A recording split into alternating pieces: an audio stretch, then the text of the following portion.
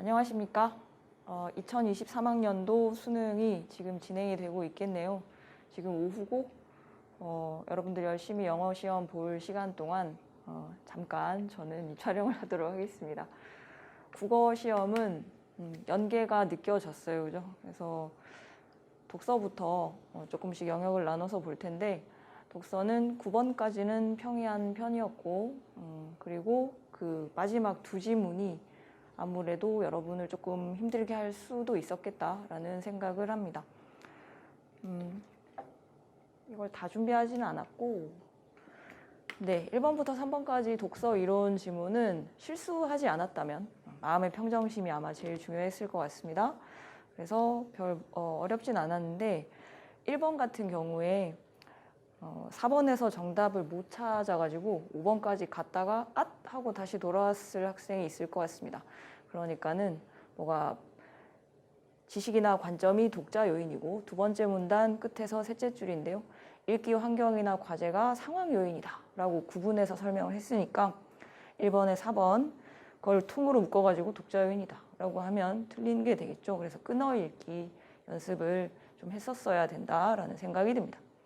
그리고 2번 문제는 선지에서 어떤 진술을 할 때 두 개와의 관계를 지금 묻는 두 개의 공통점을 묻거나 아니면 3, 4, 5번은 그 A나 B, 뭐 B와 C 뭐 이렇게 A나 E구나 여하튼 그들의 관계를 묻는 선지인데 그걸 읽지 않았으면 다 맞는 것 같고 그랬을 수 있을 것 같습니다. 근데 예를 들어 3번에 A에는 책에서 답을 찾는 질문, 그리고 E에는 그에 대한 답을 이라고 했잖아요. 그러면 책에서 답을 찾는 질문에 대한 거를 독자의 경험으로 그 관계가 틀려서 틀린 선지들이 3, 4번이고 그래서 정답은 5번이고 3번은 너무 쉬웠죠.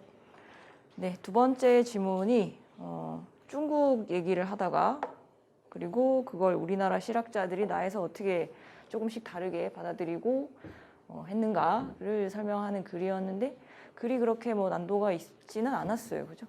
그래서 4번 문제나 뭐 5번, 특히 5번은 뭐 확인 수준의 문제였고 6번도 마찬가지로 중국 학문의 진보성을 확인하고자가 아니라 서학이 가지는 진보성이라는 얘기가 있었어요. 그 토대가 중국이라는 뭐 무슨 원류서를 반영한 거였을 뿐이고 중국 학문 자체의 진보성 확인하고자 그런 의도로 서학을 활용한 것은 아니었습니다. 6번은 그래서 3번이 틀렸고 7번은 발문을 잘 읽었어야 될 것 같아요. 나를 반박하기 위한 이수광의 말이니까 나에서 이수광을 뭐라고 비판을 했단 말이지 주자학자들이 주자학이 아닌 것이 뒤섞여 있다.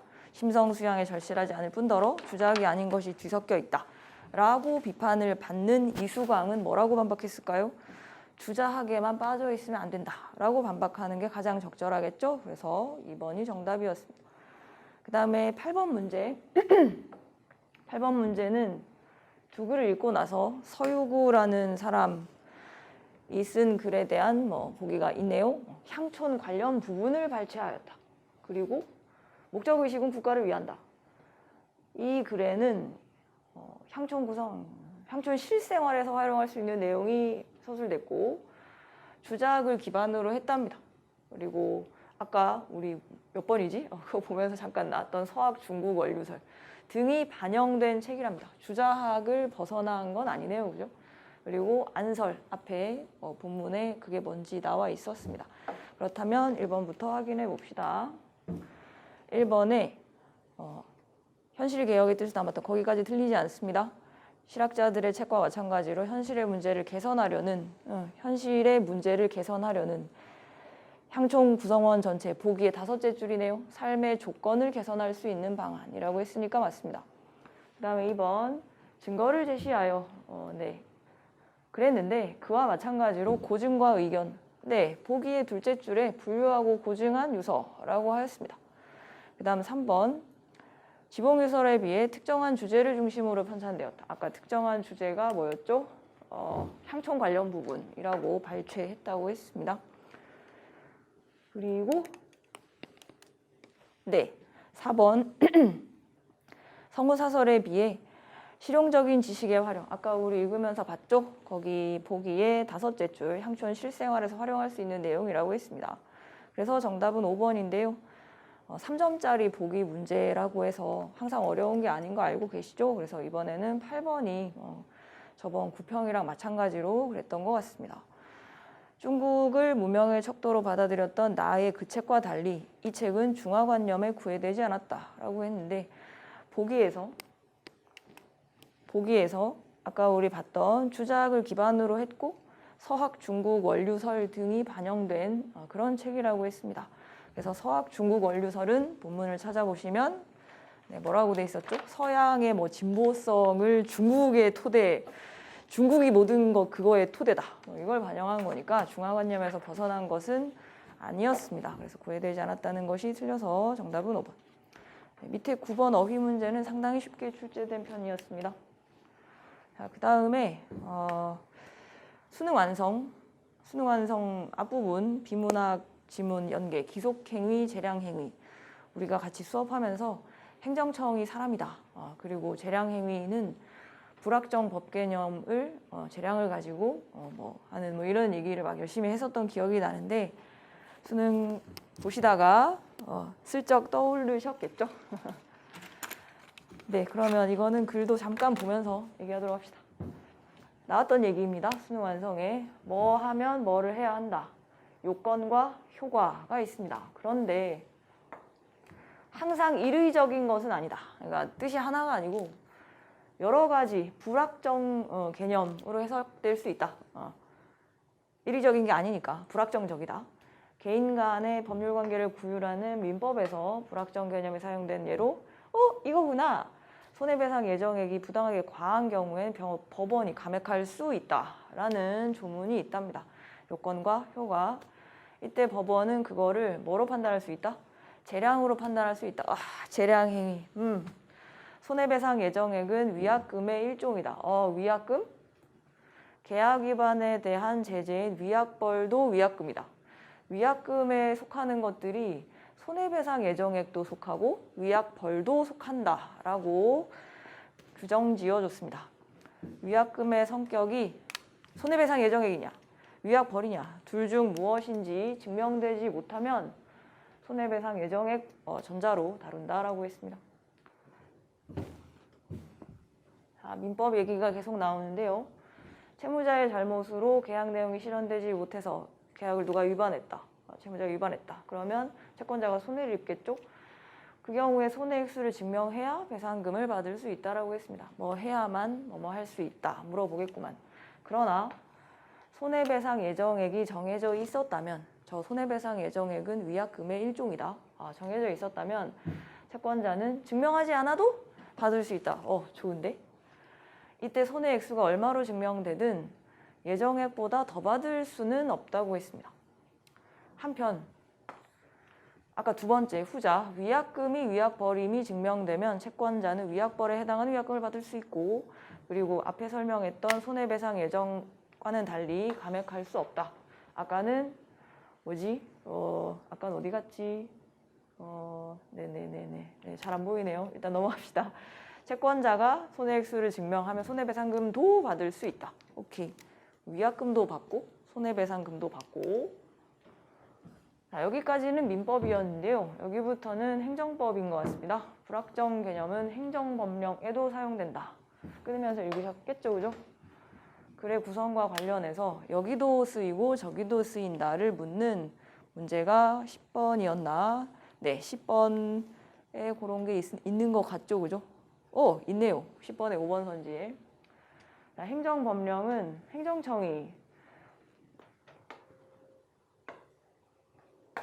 행정법령은 행정작용을 규율하는 법령입니다. 그래서 요건이 충족되면 효과가 있고 기속행위란 게 있다고 수능 완성에 나왔었죠. 반면 뭐도 있다? 재량행위라는 것도 있습니다. 재량이 주어져 있을 때 하는 거.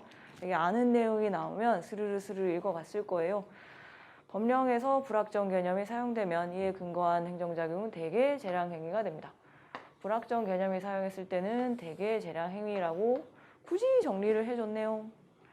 자, 그리고 마지막에는 재량 준칙이 나오는데 재량으로 재량 행사의 기준을 재량거리네요.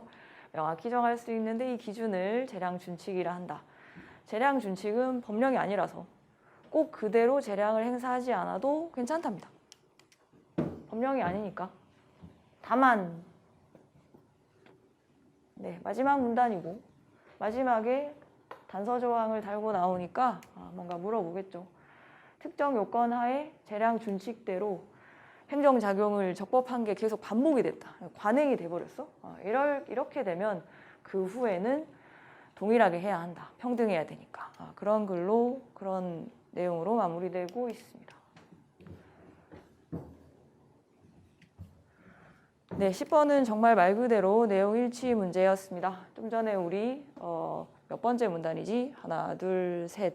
셋째 문단 맨 마지막에 법령에서 불확정 개념이 사용되면 이에 근거한 행정작용은 대개의 재량행위이다 라고 했으니까 기속행위인 경우가 많다는 것은 틀린 진술이 되겠습니다. 그 다음에 11번 기억에 대한 이해. 재량준칙. 재량준칙. 그 언저리를 보면 답이 나오는 좀 부분적인 문제라고 생각하지 말고 애초에 글을 처음부터 안 읽었으면 1번부터 턱 하고 막혔겠죠. 이의적이 무슨 뜻이지? 첫 번째 문단을 읽었어야 불확정 개념 뭐 이런 생각이 바로 들어서 제낄 수 있었을 것입니다. 하여튼 그래서 가장 적절한 것은 3번의 재량 행사 기준이라는 것이 반복되어 온 적법한 행정작용의 내용대로 정해져야 한다. 지금 얘는 진술이 다른 걸 설명하는 진술을 가져왔죠. 그래서 재량 행사 기준대로, 즉 재량 중칙대로 행정작용이 반복돼서 관행이 생긴 후에는 똑같은 행정작용을 해야 한다라는 진술을 재량 행사 기준 자체를 반복되어 온 것대로 정해져야 한다라고 했으니까 선우 자체가 지금 틀린 선지가 되고, 그 다음 4번 재량은 행사할 수 있는 것입니다. 꼭 재량 준칙이 정해져야 재량을 행사하는 건 아니죠. 재량 준칙 자체를 재량으로 정하는 거기도 하고. 그래서 정답은 5번인데요. 선례가 생기고 관행이 생긴 후에는 동일한 내용의 행정작용을 해야 되는데 그게 아니라면 선례가 생기지 않은 관행이 생기지 않은 경우라면 준칙을 따르지 않을 수 있습니다. 재량을 행사하지 않아도 법령 위반이 아니라고 했으니까요. 그래서 5번은 적절합니다. 네, 12번으로 갑시다. 얘는 이제 아까 민법, 위약금 관련한 그 부분인데 적절한 것을 물어보고 있습니다.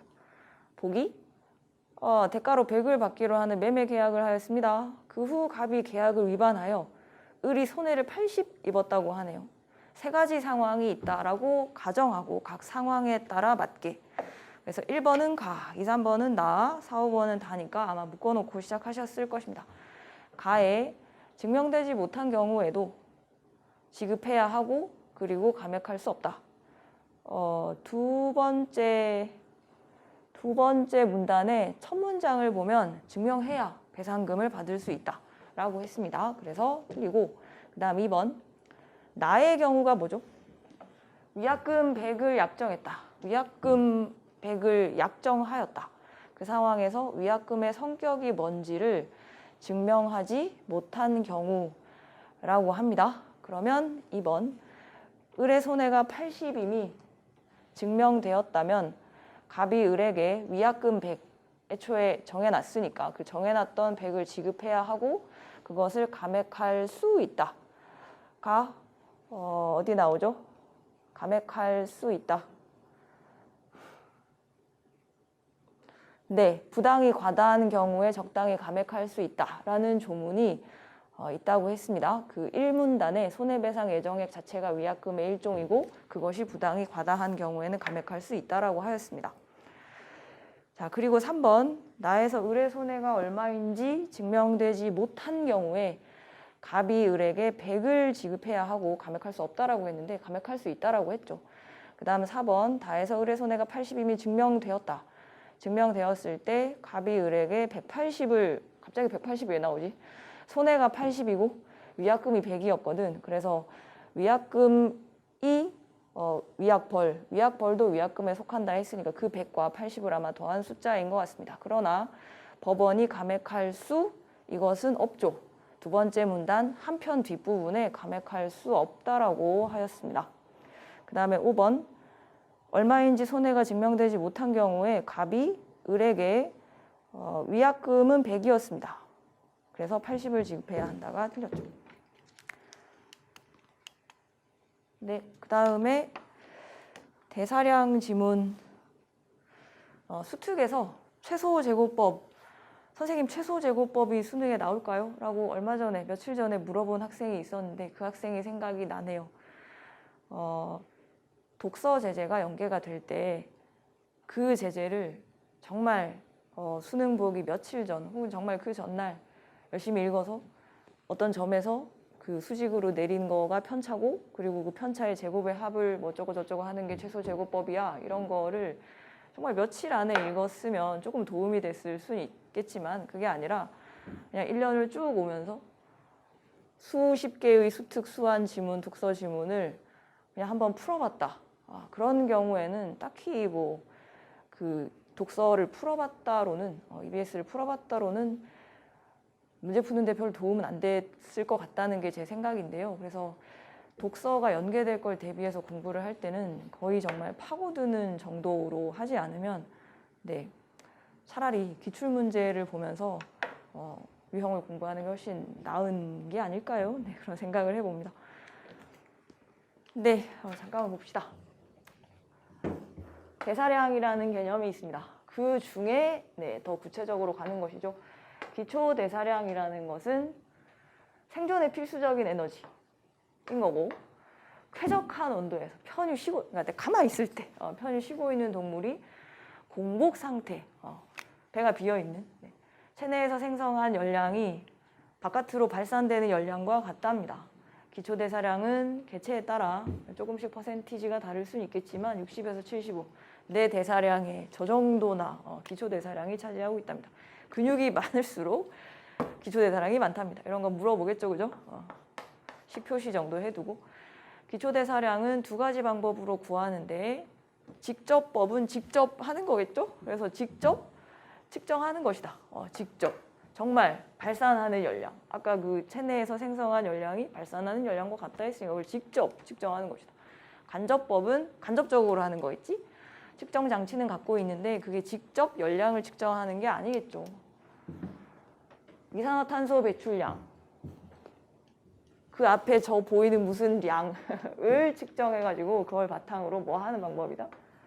네, 기초대사량을 추정하는 방법이겠죠. 기초대사량과 관련한 글에서 먼저 초기 연구를 보겠답니다. 체외로 발산하는 열량이 체표면적에 비례한다고 보았다. 표면적. 그래서 항상 일정한 비를 갖는다. 체표면적은 체중의 0.67제곱에 비례하므로 기초대사량도 체표면적에 비례한다고 했다. 변수의 증가율이라는 것은 증가 후의 값을 증가 전 값으로 나눈 값. 별로 어렵지 않죠. 네, 표시 안 했습니다. 체중이 만약에 2배가 되면 체중의 증가율은 2배다. 이 경우에 기초대사량의 증가율은 이렇게 될 거니까 2의 0.67제곱 즉 약 1.6. 이걸 왜 굳이 써줄까요? 써먹겠죠.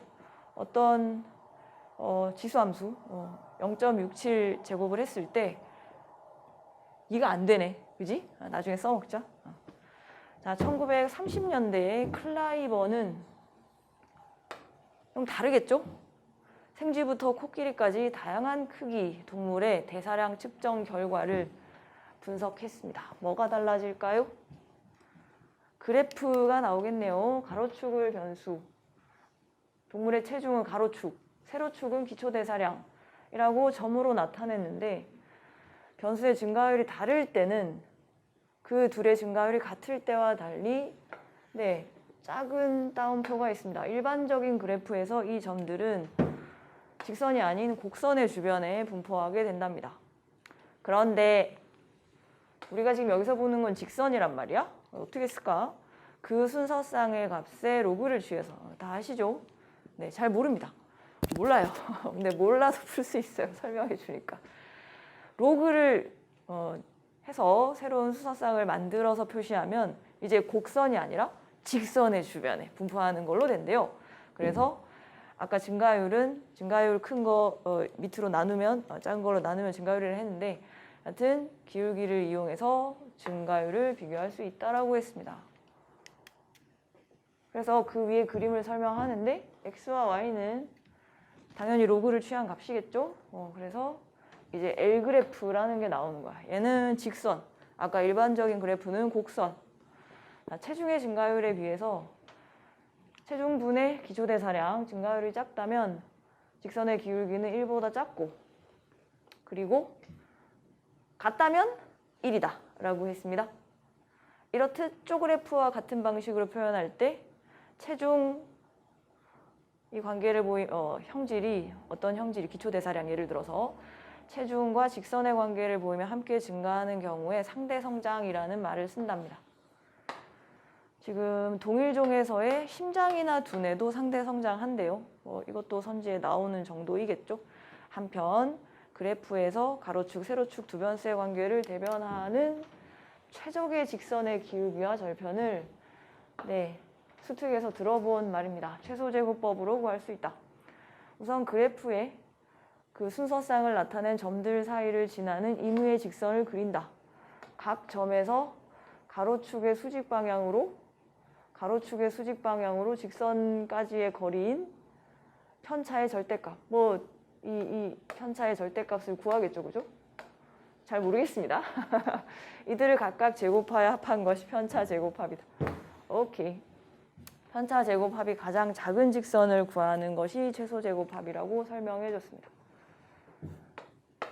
제가 수학 이런 걸 잘 모르기 때문에 국어 문장 읽기로 가지고 그냥 하도록 하지요. 편차의 절대값은 저거라고 설명했고, 걔네를 각각 제곱하여 모두 합한 것이 쪼고다.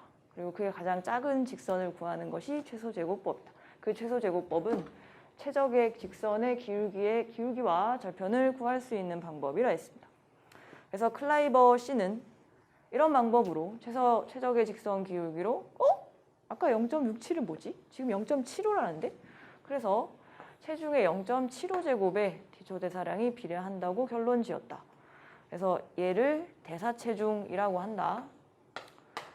대사체중은 이제 조금 다른 얘기. 치료제 허용량, 코 길이를 치료할 때와 생쥐를 치료할 때 대사체중에 신경을 써서 투약을 해야 된다는 무슨 문제가 있었죠. 안 그러면 과다 복용해서 힘들 수 있으니까 체중에 비례하여 정한다. 그런 내용으로 마무리되고 있습니다. 14번 일치하지 않는 것은 대부분 내용 확인 수준인데요. 3번 선지의 L그래프, 일반적인 그래프는 곡선으로 나타나는데 L그래프는 직선으로 나타나게 되죠.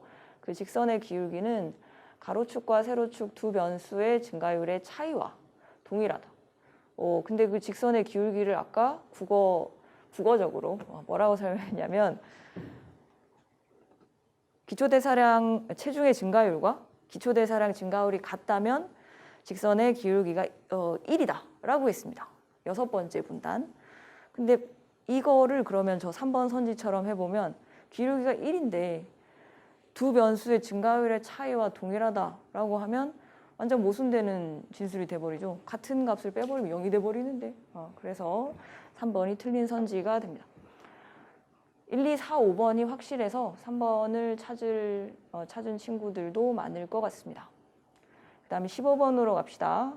추론한 내용으로 적절하지 않은 것은 이라고 했습니다. 15번 추론한 내용으로 적절하지 않은 것은 입니다. 1번 기초대사량은 아까 60에서 75%라고 첫 번째 분단의 끄트머리 있었죠. 그래서 가장 큰 비중, 열량 중에 차지합니다. 그 다음 2번 클라이버의 결론에 따르면 체표 면적에 비례하는 게 아니라 체중의 0.75제곱에 비례한다고 하였으므로 2번도 적절하게 되겠죠. 그 다음에 3번 세 번째 분단에 나왔던 19세기 초기 연구자들은 체중의 증가율보다 기초대사량의 증가율이 작다고 생각했겠죠. 체중의 0.67제곱에 비례한다고 했으니까요. 그 다음 4번 코끼리에게 적용하는 치료제 허용량이 있을 것입니다. 그 경우에 이 글에서는 마지막 문단에 대사체중에 비례하여 정해야 된다라고 했어요. 대사체중에. 근데 여기서는 체중에 비례하여 정한다라고 했습니다. 그러면 문제가 발생하겠죠. 그래서 체중에 비례하여 적용할 허용량을 정한 후에 먹이면 과다 복용이 된다라고 했는데 얘들아 체중에 0.75제곱이 대사체중이잖아. 그러면 체중보다는 사실은 적게 먹이는 것이고 그러니까 대사체중에 비례하여 먹인다는 것은 만약에 그럼 원래 체중 엄청 코끼리가 무겁잖아. 그거에 비례해서 조그만 생쥐의 체중에 대사체중이 아니라 체중에 맞는 걸 먹이면 덜 먹이게 되겠죠. 대사체중이란 체중보다 작은 거란다. 아까 그게 0.75제곱이 얼마가 나오는지는 몰랐어도 0.67제곱이 1.6 정도밖에 안 된다라는 얘기는 세 번째 문단에 나왔으니까요. 그 다음에 5번은 이분의 법칙에 따르면 체중이 증가함에 따라 에너지의 필요량이 많아졌겠죠. 67제곱이 아니라 0.75제곱이 되었으니까요. 자, 그리고 16번으로 갑시다.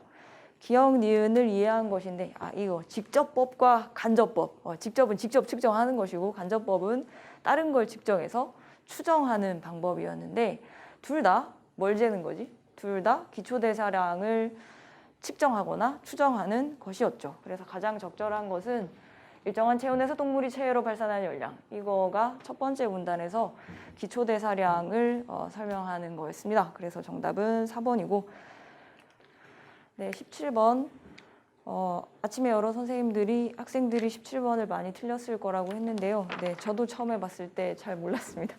17번 같이 봅시다. 집게발이 있는데 집게발이 상대 성장을 한다고 합니다. 아까 나왔던 얘기죠. 게딱지 폭을 가지고 큰 집게발의 길이를 추정하려고 다양하게 측정을 해서 순서쌍을 확보했대요.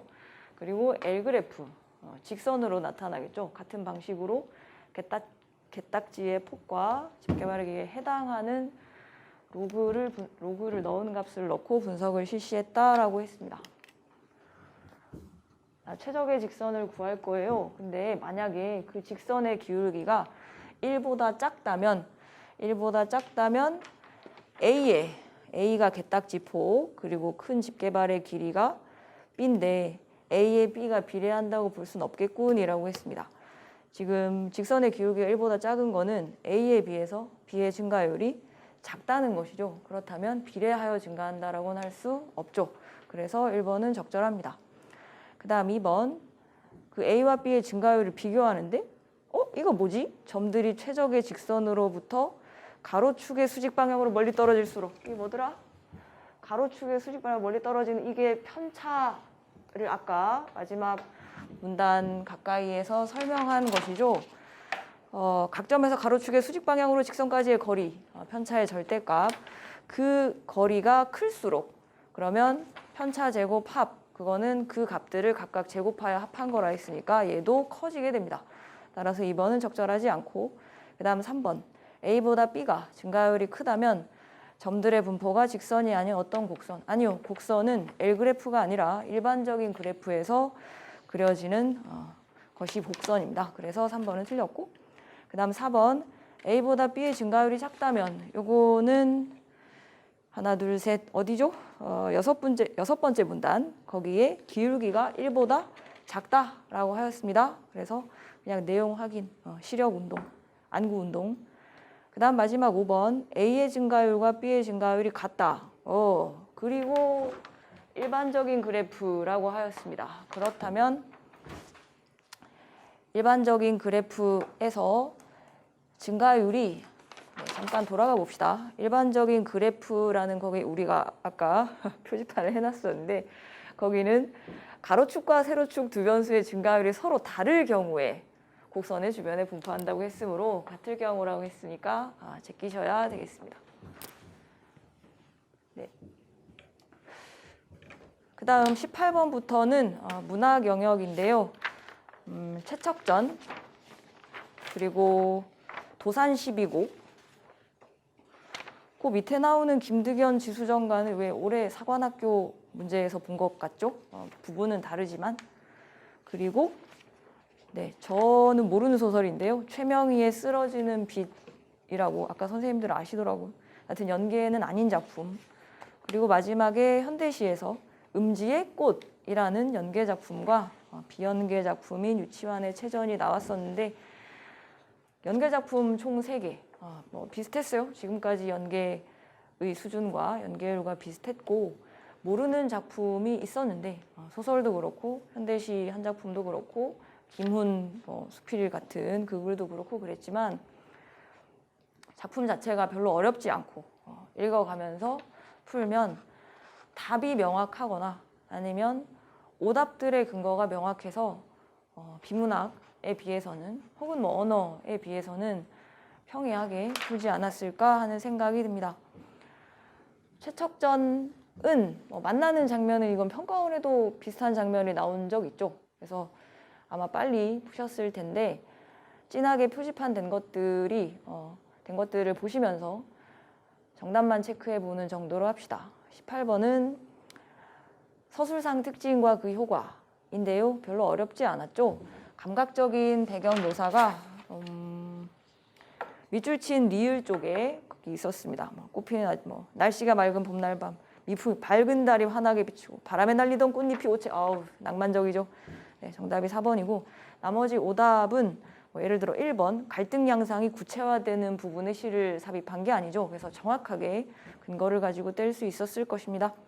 그 다음에 19번은 나오리라 예상했던 읽기 테스트. 과연 그 사람들이 그랬냐.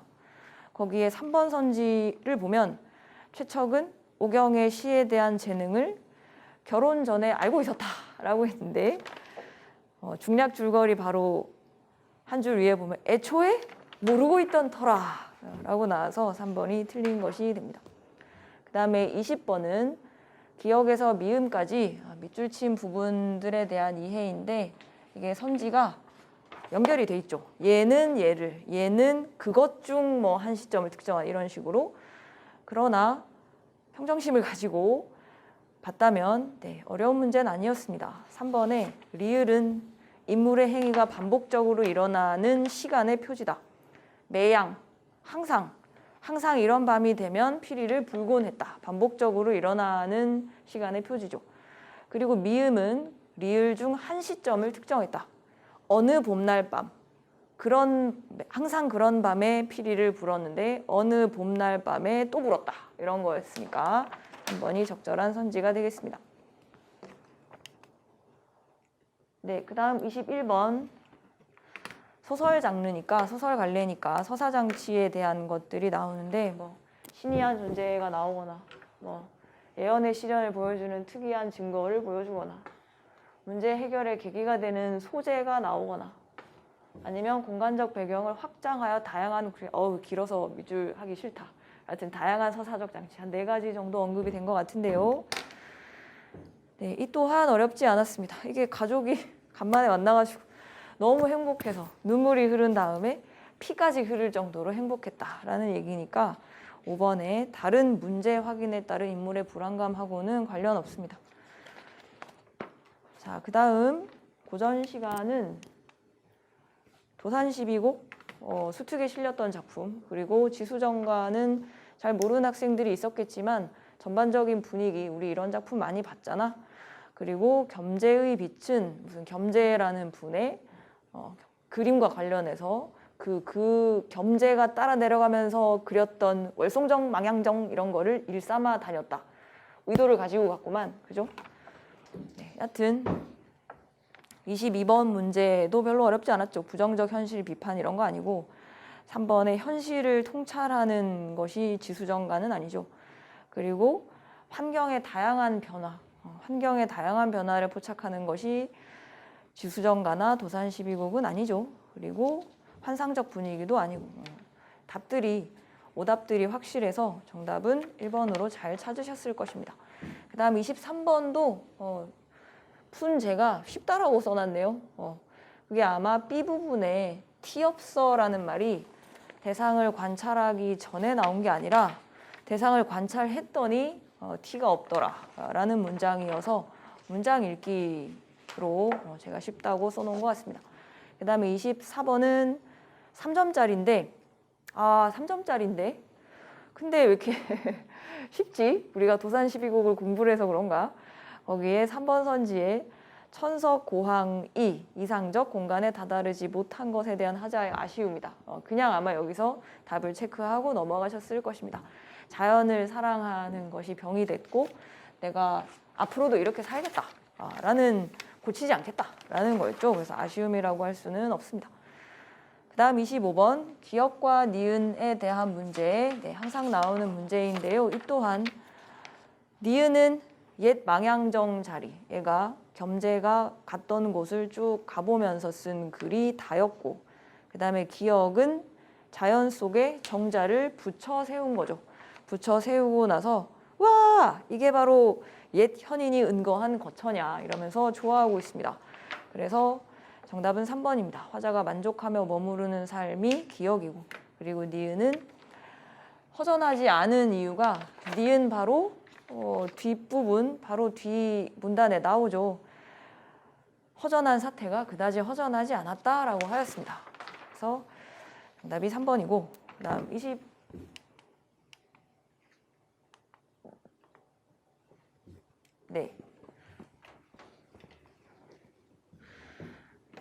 26번도 3점짜리도 아닌데 뭐가 좀 길어가지고 어려웠으리라 생각했을까요? 네, 쉬웠으리라 생각하셨겠죠? 읽으면 되는 문제였습니다. 보기만 읽어도 되는 아주 평이한 문제였는데 문제는 시간이었던 것 같아요. 시간이 없었으면 이제 막 읽지 못해서 힘들었을 수는 있을 것 같고 여하튼 26번도 정답지에 시험지에 제가 이지라고 써놨네요. 원근감을 보이는 그대로 실현해야 한다는 의미다 라고 했는데 보기에서 겸재는 뺄 거 빼고 과장할 거 과장한다 라고 했거든. 그래서 그대로 그리는 거 아니었습니다. 그 다음 27번 지문으로 갑시다. 고향을 떠나서 무슨 새로운 집으로 갔는데 와 인상이 너무 안 좋더라 그죠? 채광 통풍 안 되고 막아버리고 불규칙한 마찰음도 들리고 우리는 잘못 날아든 참새들 같고 그런 잘 읽히는 소설이었습니다. 27번이나 28번 평이했어요 그죠? 뭐 28번에 서술 방식을 물어보긴 하는데 누가 한 말인지 명시하지 않았다 그랬는데 어머니가 영익이 언제 다녀갔지? 사흘 됐나? 그저께 아니었어요? 내가 하는 말이잖아. 뭐 누가 하는 말인지 명시가 안 됐다는 것부터가 틀려먹은 거였습니다. 그 다음에 29번은 내용 확인. 읽었냐? 오동나무가 과연 진짜 그러한 나무냐? 인데 아버지가 곳곳에 심은 거 아니고 5번. 그 다음에 4번에 동네 사람들이 붙인 거 아니고 동네 사람들이 별명 붙인 거 아니고 내가 벽오동촌이라고 마음속으로 붙였다. 3번 어머니가 심은 거 아니고 그러니까 어떤 읽었냐 확인해 주면 되는 문제였습니다. 그리고 마지막 30번은 집에 대한 정서적 반응. 내가 옛날에 어떻게 살았기 때문에 지금 집에 대한 정서가 어떻다. 이런 얘기를 하고 있습니다. 이사할 처지에 놓인 한 가족의 이야기를 통해서 옛날에 좋았잖아. 그러면 지금 집에 대한 인상이 그랬죠. 읽어보니까 잘못 날아든 참새들 같이 되게 안 좋았죠. 해서 3점짜리긴 하지만 1번 정확히 맞죠. 천변집에 살면서 추억을 형성해 왔다. 그래서 지금 상황이 불편하다. 2번 천박한 집으로 왔습니다. 이것을 통해서 거주 환경의 변화에 적응하여 낯선 공간에 친숙해지고자 하는 의도는 보이지 않죠. 너무 불편하고 낯설고 그랬습니다. 1번이나 5번은 비슷하죠. 2번만 혼자 딴소리하고 있는 것이고 읽었다면 풀 수 있는 정도였습니다. 자, 그 다음에 마지막 현대시 세트를 보시면 아는 작품을 기준으로 판단하셨겠죠? 그래서 31번에 음지의 꽃이 그 버섯 얘기였잖아. 버섯들이 홀씨들이 일어나서 상처마다 뭐 피어나는데 황홀한 음지의 꽃이여 하고 예찬하기도 하고 그런 것이었습니다. 그래서 2번에 비관적 태도라든가 3번에 중심제재의 외적 아름다움이라든가 아니면 4번 인간의 행위에 대한 우호 이런 거 없죠. 그리고 5번 중심제재 그 장소가 부정적이니까 중심제재와의 거리가 막 정서적 거리가 음지의 꽃만으로도 정답을 1번으로 찾으실 수 있었을 것입니다. 그 다음에 32번은 그느드름의 연결해가지고 푸는 확인해서 푸는 문제였는데 이 또한 별로 어렵지 않았으니까 넘어가시죠. 그 다음에 33번은 잘 아시는 시, 연계로 공부했던 시를 부분으로 나누어 물어보는 문제였습니다. 요것도 알고 보니 문장 읽기였어요. 그죠? 참나무의 상태의 변화를 가져온 움직임이 뭐였지? B에서 바람이 우리를 흔들고 그리고 이윽고 잠자든 홀씨들이 일어나게 됩니다. 우리가 버섯이 피어나게 되죠. 그래서 바람이 우리를 흔들고 나서 이윽고 이렇게 순차적으로 시간 순으로 순차적으로 시간이 거꾸로 되지 않고 순차적 관계라는 말은 적절합니다. 그리고 마지막 34번 생명현상 가는 이런 시고 가 읽기 전에 이 부분을 참고하셨을 것입니다. 그리고 나는 현실은 황폐화됐지만 우리는 베어졌지만 버섯들이 황홀하게 피어난다. 그래서 강인한 생명력이 피어나는 공간이라 하였습니다. 표면적으로는 차이 있지만 어울려 살아가는 면에서는 비슷하다라고 하였어요. 뭔가 어려울까 하였으나 정답이 아주 확실했습니다. 이 또한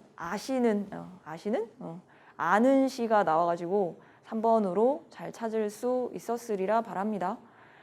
있었기를 바랍니다. 홀씨는 흩어지게 되는 계기가 아니고 홀씨들이 일어나서 이제 피어나게 되는 것이죠. 그래서 흩어지게 된다. XX 하셨을 것입니다. 그 다음은 화법과 작문인데 화법과 작문은 중요한 게 시간이죠. 시간 배분. 내가 이 정도 길이의 글을 읽고 실수하지 않고 읽어가지고 확인해서 풀려면 나에게 얼마 정도 시간이 배분이 돼 있냐 정도가 관건이었지 문제 수준이 독서만큼 어렵고 이런 게 아니었으니까 여러 실전 연습들을 통해서 혹시 앞으로 수능 보실 아직 어린 학생들이 앞으로 어떻게 해야 될까를 생각한다면 적절한 시간 배분이 필요한 과목, 나에게 맞는 그 정도로 생각하시면 될 것 같습니다. 그리고 읽지 않으면 틀리니까 특히 뒤에 두 지문은 읽어주셔야 정확하게 빠른 시간 내에 오히려 답을 찾으실 수 있었을 것이고 언어와 매체로 갈까요? 언어와 매체는 답이 항상 확실하게 정해져 있어서 공부 많이 한 학생은 정확하게 맞힐 수 있는 좋은 영역이죠. 저도 정말 좋아하는 영역인데요. 들어본 말들은 많이 나왔으나 조금 읽어봐야 되는 것들이 사실 있어서 언어 자체가 막 그렇게 평이했던 것 같지는 않습니다. 35번부터 봅시다. 기억에 따를 때라고 했는데 기억은 합성 명사를 형태소 단위까지 분석하라. 그랬을 때 내부 구조가 같냐 였는데 바로 떨어지는 것들이 있죠. 새우볶음은 새우와 볶음이 합쳐진 건데 앞에 거가 단일어잖아. 집안 싸움, 논밭갈이, 탈춤하고는 확연히 다르죠. 그래서 새우 보는 순간 땡. 자, 그러면 나다라가 비슷하냐 아니면 셋 중에 두 개만 비슷하냐의 문제일 텐데 집안, 싸움, 직접 구성 요소로 나누면 일단 이렇게 되겠죠. 이렇게 될 텐데 뭔가 세 개는 지금 비슷해 보이지만 뭐 때문에 떨어지겠다? 하나만 떨어뜨리면 답이 나오는 거 아니야? 어차피 제시문에 선지에 두 개씩 짝지어 있으니까. 춤은 추다에다가 춤 자체가 파생어잖아. 근데 얘네는 그렇지 않죠. 지 플러스 안, 논 플러스 밭이니까 구조가 이 세 개 중에 두 개가 결과적으로 동일한 거였습니다. 그래서 춤이 하나야 라고 혹시 생각했더라도 1, 2, 3, 4, 5에 나다라가 없어가지고 아마 잘 찾지 않았을까 라고 또 생각해 볼게요. 자, 그리고 36번은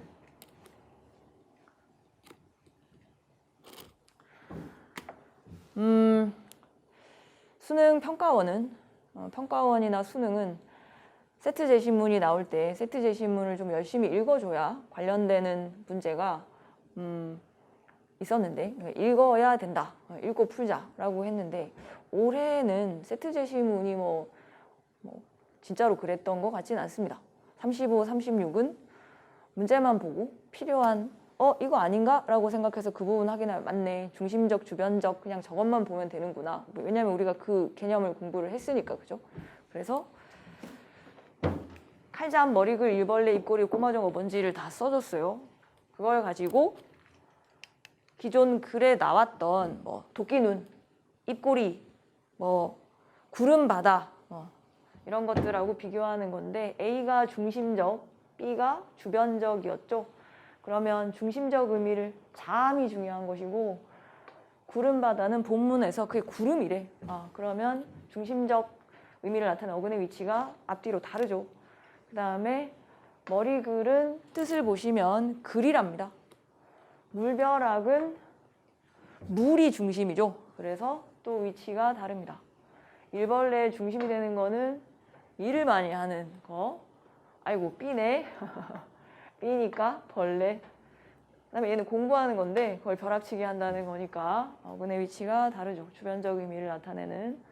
그다음에 입꼬리와 도끼눈에서 꼬리나 도끼가 주변적일 텐데 진짜 위치가 쟤는 뒤고 얘는 앞이니까 다르죠. 그래서 정답이 4번이었습니다. 어렵지 않은 문제였고 그 다음 37번을 봅시다. 네, 이제 요것은 준비가 안 돼 있는데 언어 문제가 딱 3개 남았으니까 그것만 간단히 봅시다. 37번 중세국어 6월 달에 중세국어 상대 높임 선어 말어미가 출제가 되고 그래서 수능에 나올까 안 나올까 생각했었는데 학생들이 나올 거라고 했는데 진짜 나오긴 했네요. 학생들이 잘 찍는 것 같아요. A, 2를 확인할 수 있는 예를 골라 묶어보자 였습니다. 중세국어의 표기, 문자 및 표기와 관련된 내용 5가지고 그에 해당하는 예를 다 가져오는 거. 그래서 A는 초성은 초성 글자를 만들었겠죠? 종성 글자는 따로 만들지 않고 만든 초성 글자 그대로 쓴다. 이것이 A였습니다. 현대어 풀이를 참고하시면 되겠습니다. 근데 1번을 보니 저거 종성에 원래 저거 우리가 알고 있는 초성들 아닌가? 네, 상식으로 얘기할 수 있지만 이 예들이 A의 증거가 되느냐는 다른 얘기죠. 그래서 아마 2, 3, 4, 5를 확인하시고 1번을 다시 오시지 않았을까라고 생각해 보는데요. 2번은 순경음 비읍, B가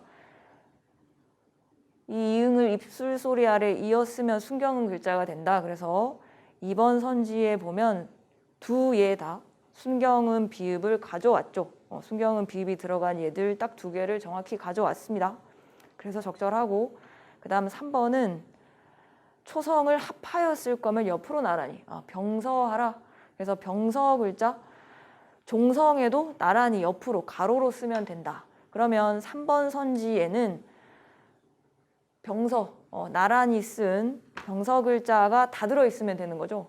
그래서 보면 부스기니 부작 이렇게 다 들어있습니다. 종성에도 마찬가지다라고 했으니까 3번째 얘도 리을 기역 나란히 쓰고 있죠.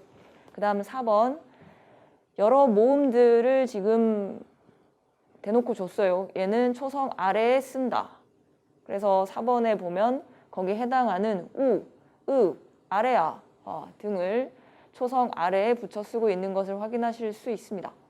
이는 이제 다른 모음들 이, 아, 야, 여는 글자의 오른쪽에 붙여 쓴다 였는데 5번의 이에서 가져온 그 3개의 자료들은 진짜로 다 아, 이 이런 것들만 가져와 있죠. 그래서 2, 3, 4, 5번은 확실함으로 결국 1번으로 하지 않았을까 하는데요. 만약에 A를 확인할 수 있는 예를 고르려면 어떤 글자가 있었어야 될까요? 초성에 있는 글자인데 종성에 그걸 그대로 쓴 게 확인이 되는 글자여야겠죠. 근데 지금 1번의 A에 이 3개 가져온 것들은 디귿, 기역, 그리고 리을 기역 이것을 붓, 부작, 학 요 3개에서 초성에 쓰고 있는 게 보이지 않잖아. 그래서 확인이 안 돼서 1번이 답이 되겠습니다. 그 다음에 38번은 된소리대기 수업인데 A에 들어갈 말 설명이 괜히 많으셔가지고 선생님이 그래서 선생님이 학생이 뭐라고 물어보니까 항상 그런 거 아니에요. 표준 발음에서는 용언어 간의 비사동 접사가 결합하거나 자 그것이 선지 몇 번이죠? 이게 정답이네. 안기어라라고 할 때 용언어 간의 피사동 접사가 결합했을 때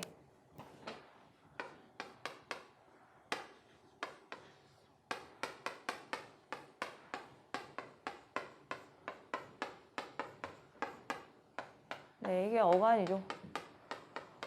이건 이제 어미인데 어간의 피사동 접사가 결합하면 새로운 어간이 생기잖아. 사실은 얘는 안따에다가 안기다, 피동 접사가 결합한 형태였죠, 그죠? 하여튼 저 경우는 된소리 대기가 일어나지 않는다라고 하였습니다. 그렇다면 4번 선지에 안결아를 이렇게 설명했어요. 니은과 기역이 어미끼리 결합하면서 이어진 소리다라고 했는데 얘들아 어미는 여기야. 얘는 어미가 아니야. 니은과 기역은 어미가 결합한 게 아니고 용언 어간에 피동 접사가 결합한 케이스라서 된소리 대기가 일어나지 않은 케이스였습니다. 그죠? 네. 그리고 뭐 그 밑에 있는 이 학교가 큰지에서는 왜 된소리 대기가 일어나지 않느냐? 그거는 선생님의 무슨 말하고 연관이 될까요? 학교가 큰지 크다. 네. 이게 하나의 어미죠, 그죠? 그래서 하나의 형태소 안에서는 니은 뒤에 그드스즈가 이어질 때 된소리 대기가 일어나지 않는다라고 했기 때문에 5번처럼 어간과 어미가 결합하면서 이어진 소리가 아니기 때문이죠. 아니고 뭐다? 하나의 형태소 안에서 있는 거였기 때문에 된소리가 일어나지 않는 것이었습니다.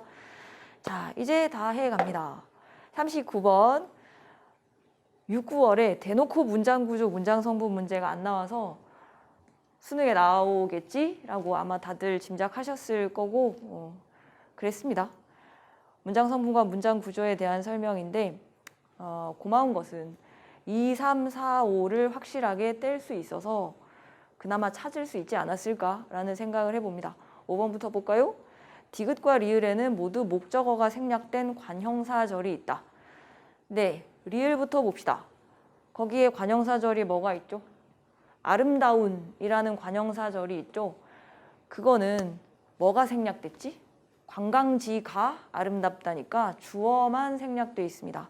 따라서 디귿이 리을이 바로 틀렸고, 그리고 디귿은 관형절이 뭐가 있죠? 우리 가족이 점심을 먹은 이라는 게 관형절이죠. 거기는 목적어가 그대로 있거든. 그래서 5번은 디귿, 리을 둘 다 틀렸습니다. 그 다음에 4번 디귿에는 보어 기능을 하는 안긴 문장이 있다라고 했는데 디귿에 안긴 문장은 좀 전에 봤잖아. 뭐밖에 없지? 관형절밖에 없습니다. 관형절이 보어 역할을 하는 건 아니죠. 거기서 보어가 있긴 해. 식당이.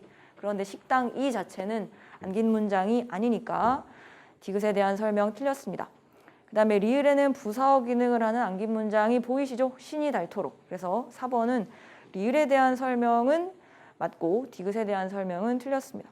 그 다음에 3번 기역과 디귿에 주어가 생략된 안긴 문장이 있다고 했는데 디귿에 왜 자꾸 디귿을 물어보지? 우리 가족이 점심을 먹은 주어가 있는데요. 우리 가족이 그래서 디귿 가지고 제끼실 수 있고 기역에는 주어가 생략된 안긴 문장이 있었나요?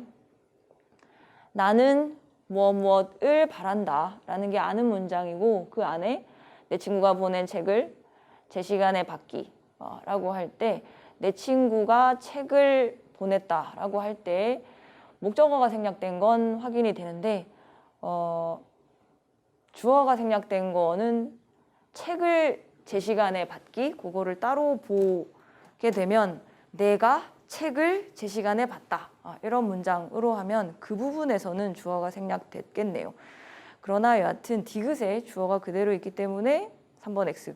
그 다음 2번 주어 기능을 하는 명사절이 있다라고 했는데요. 주어 기능을 하는 명사절은 저기 니은에 테니스 배우기가 재미있다 라고 할 때 테니스 배우기 뒤에 주격조사 가 붙은 거 보여? 걔는 테니스 배우다 주어 기능을 하는 명사절로 볼 수 있지만 기역에는 책을 제 시간에 받기 그 뒤에 목적격 조사 붙어 있는 거 보이시죠? 그래서 목적어 기능을 하는 것이었습니다. 하여 정답은 1번인데요. 기억에는 필수적 부사어가 생략된 안긴 문장이 있고 기억에 필수적 부사어가 생략된 게 뭐가 있지? 책을 제 시간에 받기에는 제 시간에는 지금 부사어가 있잖아. 그래서 부사어가 생략된 걸로 보면 안 되고 그 앞부분에 내 친구가 보낸이라는 관형절 있죠. 관형사절. 내 친구가 책을 보냈다. 그게 지금 목적어가 생략돼 있는 건데 생각해보면 나는 내 친구가 나에게 보낸 책을 받고 싶어 하는 거잖아. 그지? 이게 아는 문장이 있기 때문에 그게 너무 당연해서 나는 내 친구가 나에게 보낸 책을 제 시간에 받길 바란다. 나에게라는 거 생략해도 문장이 지금 의미상으로도 문제가 없잖아. 네, 그래서 1번의 기억에 대한 설명으로 적절하고 니은은 주어가 생략된 안긴 문장이 있는데 나는 테니스 배우기가 재미있다고 친구에게 말했다. 거기서 테니스 배우다 라는 말은 테니스를 배우다 이겠죠. 내가 테니스를 배우는 건데 내가라는 말은 지금 빠져 있습니다. 그래서 주어가 생략된 안긴 문장이 확인이 됩니다.